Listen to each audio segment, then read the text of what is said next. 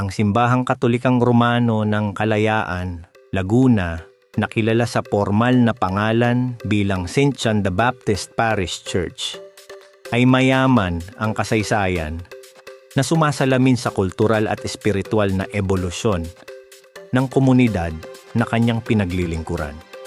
Itinatag noong huling bahagi ng ika-19 na siglo, ang simbahan ay orihinal na itinayo upang paglingkuran ang lumalaking populasyon ng Kalayaan, isang bayan sa lalawigan ng Laguna, Pilipinas.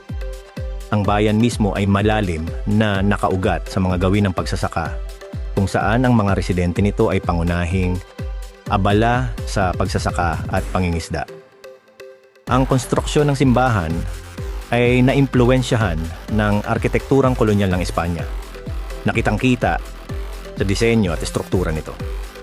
Sa paglipas ng mga taon, ang simbahan ay sumailalim sa iba't ibang mga pagsasaayos upang matugunan ang mga pangangailangan ng kanyang mga parokyano at upang mapanatili ang kanyang makasaysayang kahalagahan.